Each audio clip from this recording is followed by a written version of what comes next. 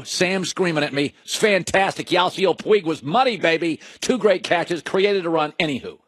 So a lot of times you have relationships, and you're kind of surprised they last. You ever gone to a party, and you go there with a party, and you're like, God, he's dating her, and that's a weird relationship. Maybe opposites attract. I've never bought into opposites do attract, but in the end, I don't think they last.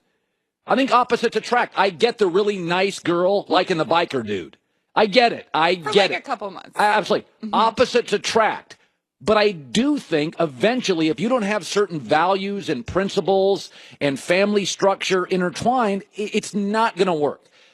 Gronk and Belichick shouldn't work. One of them's serious. One of them's goofy.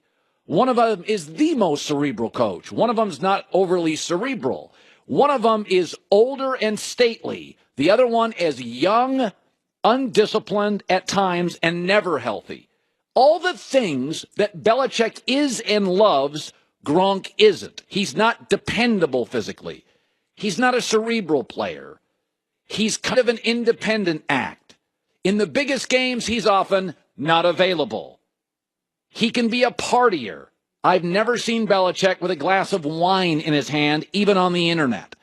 So Gronk came out this weekend, and sources say, Jeff Darlington, a guy I know, legitimate NFL reporter, reports, Gronk is frustrated with Belichick. Of course he is. Of course he is. I mean, Gronk is the anti-Patriot patriot. I mean, if I was going to say to you, physically undependable, not overly cerebral, partier, seeks media attention, he goes against everything Belichick and New England system stands for. By the way, it's not the first time. Dennis Rodman was not Michael Jordan's Bulls. Everything that Jordan demanded, Rodman didn't, except in game time, deliver. Rodman was distracted.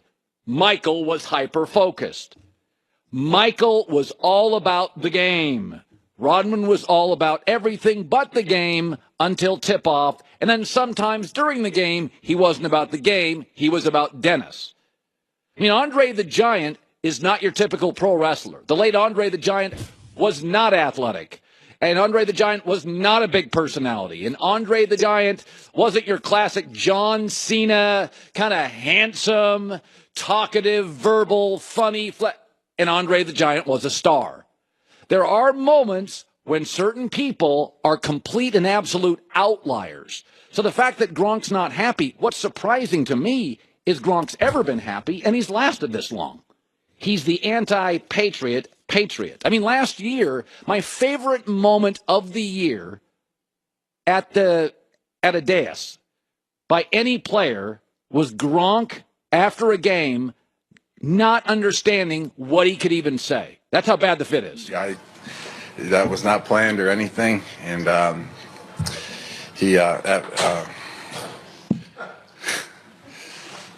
we got yelled at. We're not allowed to talk about celebrations. That's what we got told, but I kind of want to talk about it. But I kind of don't, because I'll get in trouble. So I don't know what to do. So it just happened on the spot. It wasn't planned. We'll just keep it there. We'll keep it right there. So Gronk is unhappy, but he's probably going to stay. The story to me is, how has it ever worked? He is the anti-Patriot patriot. Chris Broussard, Rob Parker next hour. The great Will Blackman, former NFL safety, was a blast last time he's on, will join us. Top of next hour, where Colin was right, where Colin was wrong. I thought this was interesting. That I'm going to call this the NBA Heat Index. So this is a very interesting time of the year where we get to the end of a regular season and we start paying attention. Ooh, who's hot? Who's not? Who's on fire? Who's not? Here are the hottest teams currently in the NBA. And what have I always said about the NBA? Be very careful about falling in love with regular season accomplishments. The Sixers are the hottest team in the league. Celtics, Cavs, Pacers, Spurs, Rockets, Blazers, Jazz. If I may, I would like to remind you of the hottest teams in the NBA last year at this time. The Celtics, if Rondo doesn't get hurt, they were down 0-2 at home in the first round. The Raptors got swept in the second round, Pacers in the first, Clippers lost in the first, Blazers swept in the first, and the Utah Jazz were swept in the second. These were the hottest teams in the NBA last year at this time. Four of them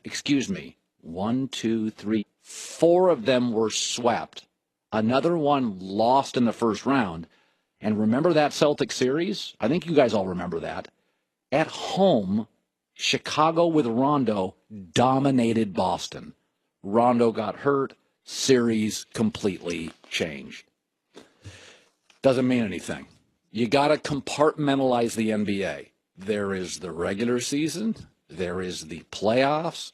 And then a lot of times, even the playoffs have a tier, conference finals. Guys don't take games off finals, conference final. Even in the first, second round, really good veteran-heavy teams will mail in a game if they lead 2-0. They'll go on the road and just mail in a game 3. I know the Sixers are hot. My prediction today, if Joel Embiid does not play in the first round, the Sixers lose to the Pacers in 5 games. If Joel Embiid is not hot. All right, coming up next, it is a Monday where Colin is right, where Colin is wrong.